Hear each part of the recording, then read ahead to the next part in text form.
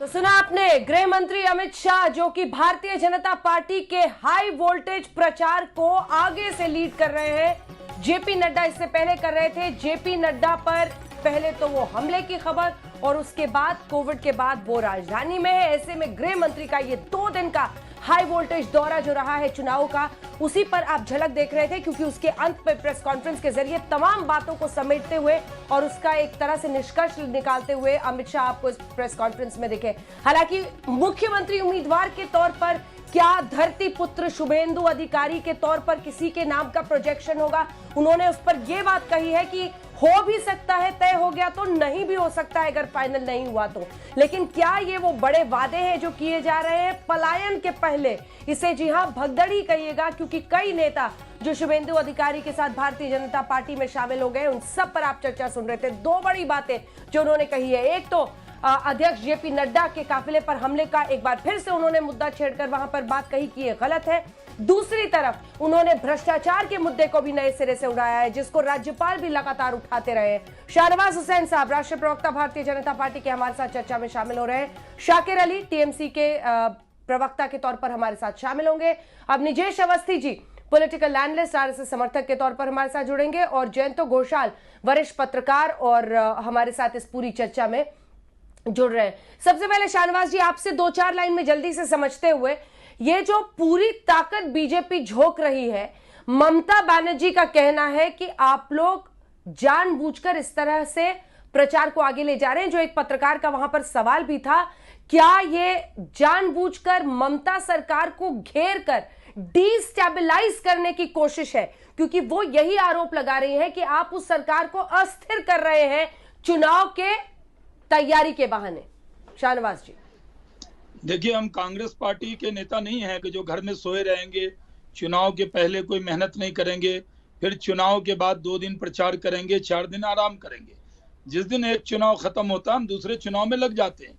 ये वर्कर की पार्टी है। हमारे नेता नरेंद्र मोदी जी भी उसी ताकत से लगते हैं। हमारे राष्ट्रीय अध्यक्ष नड्डा जी और अमित शाह जी सब लोग उसी ताकत से लगते हैं। वहाँ देखिए, जब पंचायत के चुनाव हुए थे तो हमारे जीते हुए प्रतिनिधि को हमें झारखंड में रखना पड़ा था, क्योंकि उनकी जिंदगी खतरे में थी। उसके बाद हमारे कई कार्यकर्ताओं की शहादत हुई है। वहां पर संघर्ष की स्थिति ऐसी है कि मैं कश्मीर का चुनाव देख रहा हूं, यहाँ बिना कैजुअलिटी के पूरा चुनाव हो गया, वैली के अंदर भी, जम्मू के अंदर भी। लेकिन क्या कोई व्यक्ति जो हम लोगों पर यह आरोप लगाता है कि हम तैयारी कर रहे हैं, डिस्टेबलाइज कर रहे हैं, वो क्या कह सकता है कि वहां ममता जी के शासन में कोई विरोधी दल का नेता सुरक्षित है? ये कांग्रेस के नेता, ये कम्युनिस्ट पार्टी के नेता, इनका मार मार कर क्या हाल किया ममता जी ने। अकेली पार्टी है। ये सवाल सिर्फ बीजेपी का नहीं है। हम लोकतांत्रिक तरीके से लड़ रहे हैं और लोकतंत्र को बचाने के लिए लड़ रहे हैं। ये बुआ भतीजे की पार्टी जिस तरह वहां का व्यवहार कर रही है, आज वहां कोई व्यक्ति अगर भारतीय जनता पार्टी में काम करता है उस पर हमला होता है। यहां तक कि अंजना जी, हमारे राष्ट्रीय अध्यक्ष को भी नहीं बख्शा। जब अमित शाह जी लोकसभा के वक्त आए थे उनको भी नहीं बख्शा, जब वो राष्ट्रीय अध्यक्ष थे। आज सवाल ये है, हम अपनी तैयारी कर रहे हैं, ममता जी अपनी तैयारी करें। कम्युनिस्ट पार्टी के लोग यहाँ दिल्ली में कॉफी पी रहे हैं बैठ के, वो अपनी तैयारी करें। शाकिर अली जी जवाब दीजिए। अपनी तैयारी करें। हमें क्या तैयारी से कौन रोक सकता है? ठीक है, शाकिर अली जी जवाब दीजिए। ठीक है, शाकिर अली जी जवाब देंगे। ठीक है, शाकिर अली जी जवाब दीजिए। आपके विधायक खुद जा रहे हैं और 2 ही लोगों का नाम सब लेते हैं, खास तौर पर जिस अभिषेक बैनर्जी का जिक्र तमाम लोग कर रहे हैं छोड़ने से पहले, प्रशांत किशोर का नाम ले रहे हैं और कह रहे हैं कि हमारी बात नहीं सुनी जाती है। और आप कह रहे हैं कि सरकार को अस्थिर करने की कोशिश हो रही है, फेडरल स्ट्रक्चर के खिलाफ है बीजेपी, वो चुनाव के लिए अपना प्रचार कर रहे हैं। शाहनवाज जी, क्या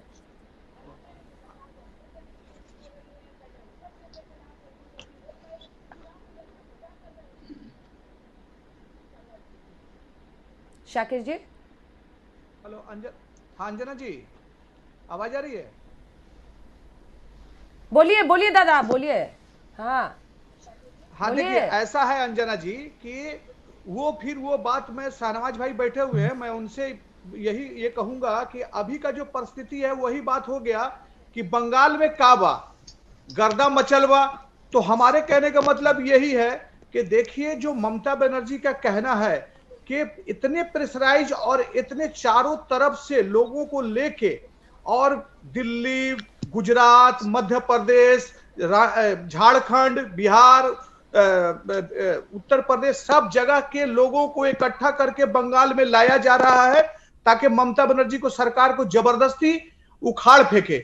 हमारे कहने का मतलब है कि अभिषेक बनर्जी को टारगेट किया जाता है ताकि ममता बनर्जी का चेहरा को हम कुछ भी नहीं बिगाड़ सकते हैं, कुछ भी नहीं उसका ये खराब कर सकते, उनका इमेज ऐसा है।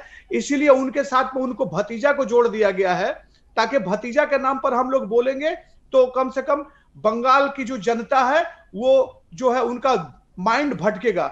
ये भाईपो और भतीजा ये बीजेपी की एक स्लोगन है, इसके पीछे और कोई इनका अर्थ नहीं है।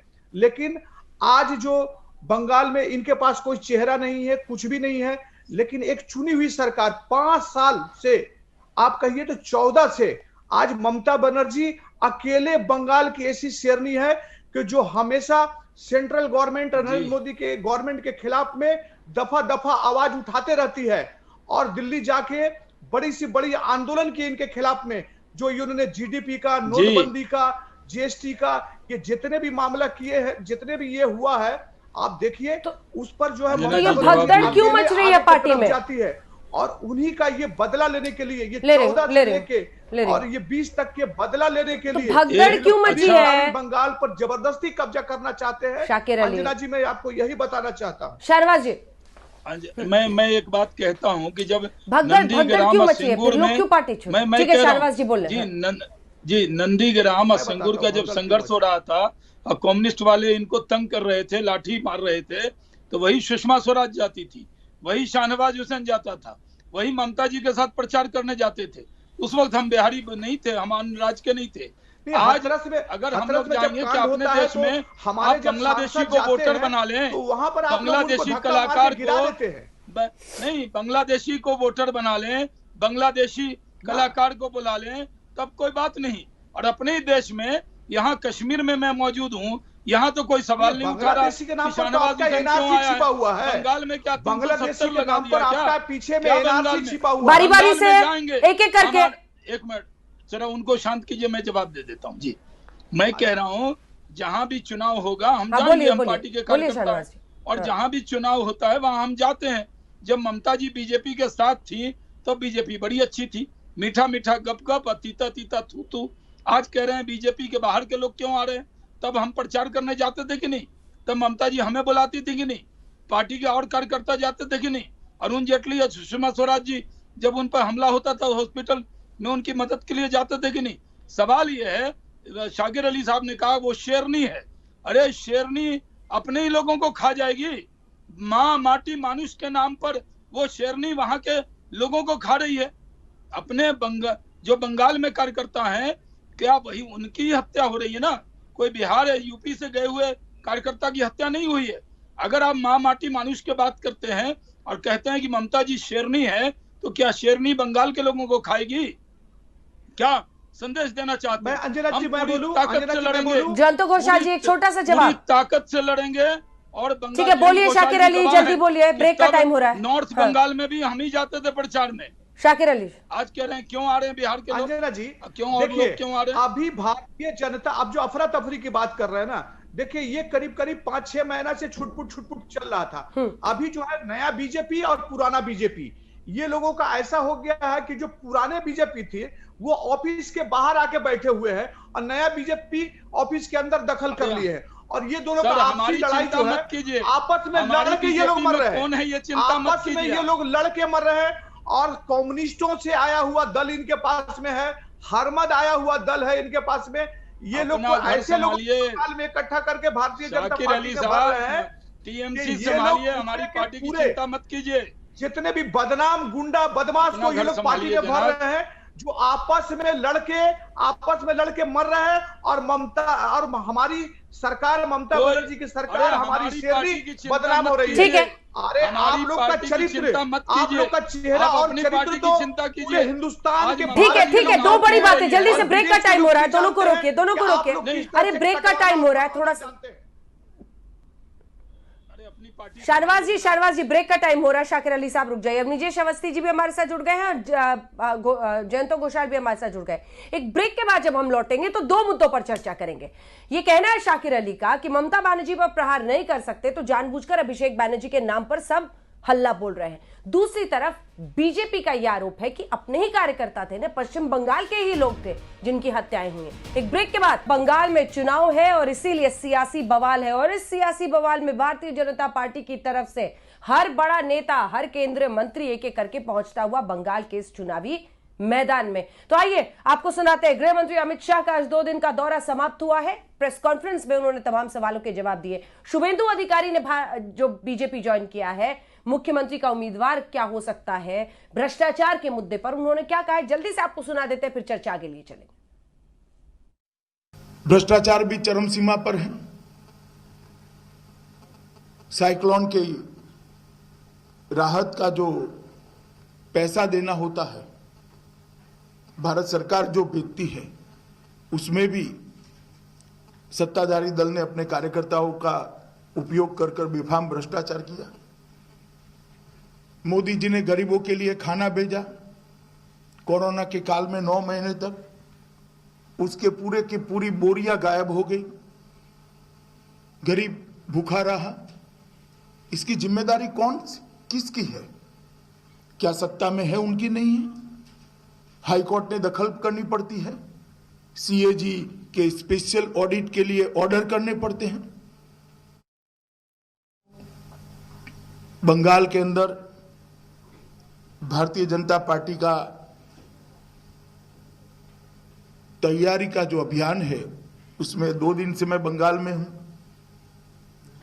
कल भी मैं एक बहुत बड़ी रैली में गया था। तृणमूल कांग्रेस, टीएमसी और कांग्रेस पार्टी से बहुत सारे नेताओं ने भारतीय जनता पार्टी ज्वाइन करी। श्री शुभेंदु अधिकारी ने भी भारतीय जनता पार्टी ज्वाइन करी। मैं शुभेंदु अधिकारी का हृदय से स्वागत करता हूं भारतीय जनता पार्टी में। और हमारा मानना है कि अन्याय के खिलाफ जहां पर भी सार्वजनिक जीवन के, राजनीतिक जीवन के अच्छे कार्यकर्ता आवाज उठाने के लिए भारतीय जनता पार्टी को अपना प्लेटफॉर्म बनाना चाहते हैं, लोगों ने भारतीय जनता पार्टी में आना चाहिए। चलिए चर्चा की शुरुआत नए सिरे से करते हैं। मैं जयंतो घोषाल आपके साथ शुरुआत करना चाहती हूं। क्या राजनीतिक हत्याओं को सफलतापूर्वक ममता बनर्जी के खिलाफ उठाने में और उनके नेताओं को अपनी पार्टी में शामिल करके बीजेपी ने अपनी ताकत दिखाई है इस राउंड में कम से कम? देखिए अंजना जी, अमित शाह जी का जो स्ट्रैटेजी है, मैं उसको तारीफ करता हूं, क्योंकि पश्चिम बंगाल ऐसे एक राज्य है जहां भाजपा का बिल्कुल, इसको non base area of BJP कहा जाता था, और वहां अभी भी पश्चिम बंगाल में असेंबली में 3 एमएलए हैं। ये बहुत लोग भूल गए हैं, लेकिन अभी मैं याद करा देता हूं, ओनली 3 एमएलए। लेकिन लोकसभा में 18 एमपी मिलना, ये इसके बाद भी अगर हम कहेंगे कि बीजेपी को सफलता नहीं मिल रहा है तो it is cannot be correct. लेकिन अमित शाह जी जो स्ट्रैटेजी, अमित शाह जी ने एक बार कहा था ना कि पैन इंडियन पार्टी बनना है तो पश्चिम बंगाल भी हमको विक्ट्री लाना है। तो पश्चिम बंगाल में आप जो कह रहे हैं कि भ्रष्टाचार का मुद्दा, राजनीतिक हिंसा का मुद्दा, ये अगर कैंपेन करते करते करते करते एक माहौल, एक जैसे आपको एक माइंडसेट, मैं कहता हूं इसको एक साइकोलॉजिकल वॉरफेयर, लगता है चुनाव हो गया है, लगता है नतीजा निकल गया है और भाजपा जीत गए हैं, ये जो एक माइंडसेट बनाना, ये भी एक जनरल ऑफ द आर्मी जी, इसके लिए बहुत जरूरी होता है, उसमें सफलता है। लेकिन ममता बनर्जी, जैसे शाहनवाज भाई बोल रहे थे ना कि ममता के लिए शाहनवाज जी का जो रिश्ता है वो मैंने खुद आंखों से देखा है, कितना मतलब बहुत अच्छा रिश्ता है। लेकिन आपको शाहनवाज जी ये भी आपको मानना पड़ेगा कि Mamata Banerjee also is a fighter, और अभी राहुल गांधी कहाँ है? ये मैदान में राहुल गांधी को नहीं दिखाई देते हैं, लेकिन ममता बनर्जी कम से कम, जब आपका गवर्नमेंट ऑफ इंडिया पावर में है, इलेक्शन कमीशन का रोल है, एनफोर्समेंट, सीबीआई इन्वेस्टिगेशन चल रहा है, लेकिन ममता बनर्जी इस समय लड़ रहे हैं और अभी चुनाव अब जीत गए हैं, ऐसे नहीं सोचना चाहिए। भ्रष्टाचार ठीक है, का अब निजेश मुद्दा, अवस्थी जी, उसके बाद शाहनवाज जी आ रही हूँ। हिंसा अब आज निजेश नहीं, अवस्थी पश्चिम जी, बंगाल में जैसे एक देखिए, एक अंजना जी, जबरदस्त अंजना जी, मुकाबला, मैं एक चीज एक कहूंगा, संघर्ष करती अंजना हुई, जी, एक एक चीज लड़ाई कहूंगा, करती हुई ममता बनर्जी दिख रही है। और जब पूरे विपक्ष को हम देखते हैं तो फिर ममता बनर्जी सबसे प्रखर नेता के तौर पर दिखाई देती है, जो मोदी और जो भी भारतीय जनता पार्टी के आदर्श है उसके खिलाफ बोलती हुई नजर आती हैं। अब निजेश जी। अंजना जी, पहली बात तो यह कि भारतीय जनता पार्टी के लिए जो ये कहा गया कि वो अस्थिर करने के लिए आ रहे हैं, वो हैदराबाद के नगर निगम चुनाव भी उतने ही गंभीरता से लड़ती है जितना वो लोकसभा का चुनाव लड़ती है।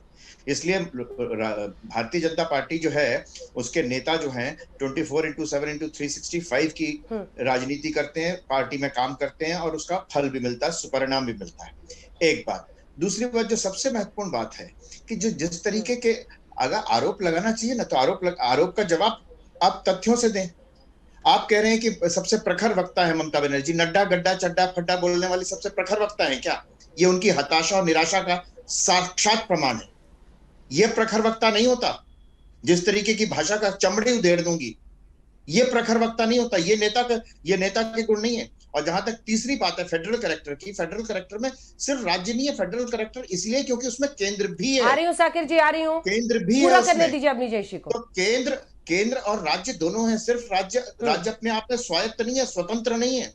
भारतीय संविधान के हिसाब से उसमें संघ का भी उतना ही हिस्सेदारी है जितनी राज्य की है। कुछ 3 सूचियां बनी हुई हैं जो राज्य को जिसके अधिकार मिला हुआ, राज्य उसमें अपना काम करे। लेकिन इसीलिए क्योंकि केंद्र का, संघ का, केंद्रीय सरकार का, केंद्रीय शासन का भी उसमें उतना ही हक है। तो जब फेडरल करेक्टर की बात की जाती है तो उसका मतलब दोनों है। फेडरल करेक्टर में ये कहा जाता है जैसे सिर्फ राज्य है, ऐसा नहीं है। अगर सीबीआई के अधिकारी या पुलिस कमिश्नर के आगे आप आके बैठ जाएंगी, ये प्रखर वक्ता, ये नेता, ये चीफ मिनिस्टर का काम है। ये चीफ मिनिस्टर का काम नहीं होता। और बंगाल की जनता सचमुच में जवाब दीजिए। मैं 10 सेकंड मतलब कोई पार्टी ना लड़ने जाए पश्चिम बंगाल में, सिर्फ सिर्फ ममता बनर्जी लड़ेंगी। ठीक है, पूरा कर लीजिए अपनी चीज। मैं अंजना जी सिर्फ 10 सेकंड और लूंगा। बंगाल की भद्रलोक जो है, बंगाल का जो भद्रलोक है, उसने कांग्रेस की हिंसा के खिलाफ वामपंथियों को सत्ता में लेके आया, वामपंथियों की हिंसा के खिलाफ ममता बनर्जी को सत्ता में लेके आया, और अब ममता बनर्जी की हिंसक राजनीति के विरोध में बंगाल की जनता ने संकल्प ले लिया है भारतीय जनता पार्टी को सत्ता में लाने का। ये कहा जाता है ये अंडर करंट चल रहा है, और इसका इतिहास, साक्षी इतिहास गवाह है कि जिसने हिंसा की राजनीति की, चाहे सिद्धार्थ शंकर रहे हो, चाहे वामपंथियों का शासन हो और अब ममता बनर्जी का शासन हो, तो हिंसा के खिलाफ, हिंसा के विरुद्ध बंगाल की जनता ने, ठीक है, राजनीतिक हिंसा का मुद्दा हो, एक माहौल बना है, जैसा जयंत घोषाल भी कह रहे थे, शाकिर अली साहब। ठीक है, जयंत घोषाल जैसा कह रहे थे वैसे ही शाकिर अली, एक माहौल बना है राजनीतिक हिंसा। पहले सवाल सुनिए, राजनीतिक हिंसा के मुद्दे पर सवाल नंबर 2, अगर पार्टी में नेताओं को शीर्ष में जाकर अभिषेक बैनर्जी या प्रशांत किशोर के तरीकों से नाराजगी है तो इसके लिए बीजेपी कैसे जिम्मेदार है? बीजेपी मौका देखकर चुनाव न लड़ने जाए। अगर पश्चिम बंगाल में चुनाव लड़ने जाए तो आप बोलिए क्या संघीय ढांचे पर प्रहार, मतलब आप अकेले लड़ेंगे चुनाव वहां पर, वाम दल जो कमजोर हो गई है बस उसके साथ? ये कैसी बात? थोड़ा डिटेल में बोलने दीजिएगा, थोड़ा डिटेल में। देखिए, सबसे पहले आपने ये कहा कि बंगाल में ममता बनर्जी अकेले चुनाव लड़ना चाहती, ऐसा कोई बात नहीं है। 2011 में जब उन्होंने कहा कि 35 साल वामफ्रंट का और सिद्धार्थ शंकर राय का भी 5 साल, ऐसा नहीं। वामफ्रंट के टाइम में क्या होता था कि गणतंत्र जो अधिकार है, जो वोटिंग राइट है, वो वामफ्रंट जो है वोट देने का राइट, अधिकार जो है वो छीन लेती थी, जनता को वोट देने नहीं देती थी। और जब ये 2011 में जब ये पूरी तरह से हताश जितने भी बूथ हैं उन पर सेंट्रल फोर्स तैनात किया गया, तो 2011 में ममता बनर्जी की सरकार आई और 2016 में उससे ज्यादा सीटों पर सरकार आई। 2016 में 211 सीट पर, जहां सेंट्रल फोर्स के माध्यम से इलेक्शन हुआ था। और 2019 में जब लोकसभा इलेक्शन हुआ, जहां इनका 19 सीट आया, वहां भी सेंट्रल फोर्स से चुनाव हुआ। तो आप बताइए कि कहां हिंसा रह जाती है चुनाव के टाइम में? चुनाव तो एकदम पीसफुल और सही चुनाव होता है, और चुनाव के माध्यम से सभी लोग जीत के आते हैं। अगर ऐसा है, शाहनवाज जी जल्दी से जवाब देंगे, टाइम कम है सर, टाइम कम है, ब्रेक का टाइम है। देखिए, मैं एक चीज कह रहा हूं कि बंगाल के अंदर किसी भी कहीं भी लोकतंत्र में हर पार्टी को अपनी पार्टी का प्रचार प्रसार का अधिकार है। अभी तो अमित शाह जी की पैर की धमक से ही टीएमसी हिलने लगी है। अभी तो है शुरुआत है। अरे अभी किसान को देखिए ना, मत वाली तो अभी तो जरूरत है जो 25 दिनों से अभी स्ट्राइक तो पर देख किसान लीजिए, बैठा हुआ है। जैसा अमित शाह जी ने कहा, यहाँ पर किसान के घर को में जानता आके हूँ, खाना खा रहे दीदी हैं और वहाँ किसान मर रहा घबरा है, गई दिल्ली है, में किसान मर दीदी रहा वही है। तरीका अपना रही है जो तरीका इन लोग का चेहरा जो देखिए अंजना कम्युनिस्ट जी, पार्टी ने, इन लोग का चेहरा सिद्धार्थ देखिए शंकर अंजना ने जी। किया, कम्युनिस्टों ने तो किया, किसान के घर उन में लोगों ने आके अपनी आज अपनी अमित पार्टी शाह जी खत्म खाए कर दी। हैं। और मैं दिल्ली में आपको 25 बता दूं, दिन से किसान मर दीदी रहा है। टीएमसी क्या को ये लोग खत्म का- कर देंगी, क्या ये बंगाल- अपने इनको भतीजे सत्ता के लिए चाहिए, कुछ छोड़कर इनको सत्ता कुछ चाहिए। बचना नहीं है। जितने भी बाहरी हैं, जितने भी देखिए, रासत है ये उनको उठा के पार्टी लोग बन इधर गई, ले आएंगे। पहले यहाँ ठीक है सर, अभी तो कार्यकर्ता बहुत चाहिए। मौके मिलेंगे, बहस के बहुत मौके मिलेंगे। एक ब्रेक के लिए हम कह रहे हैं, शाहनवाज जी ने वो लाइन बोली है कि रात है इतनी मतवाली, सुबह का आलम क्या होगा। वो कह रहे हैं आगाज ऐसा है तो बीजेपी का अंजाम कैसा होगा। दूसरी तरफ अमित शाह ने साफ कहा है लोकतांत्रिक तरीके से ही आगे बढ़ेंगे। एक ब्रेक के लिए हम रुक रहे हैं। बंगाल की जनता बदलाव में साथ दे, ये कहा अमित शाह ने अब से कुछ ही देर पहले प्रेस कॉन्फ्रेंस में। 2 दिन का उनका बंगाल चुनावी दौरा इसी वक्त खत्म हुआ था और इसी पर हल्ला बोल में देख रहे थे बहस। देखते रहिए आज तक। नमस्कार, मैं हूं अंजना ओम कश्यप। हमें उम्मीद है ये वीडियो आपको पसंद आया होगा। लेटेस्ट खबरों के लिए यूं ही देखते रहिए आज तक और इस वीडियो के पसंद आने पर लाइक, शेयर एंड सब्सक्राइब करना ना भूलें।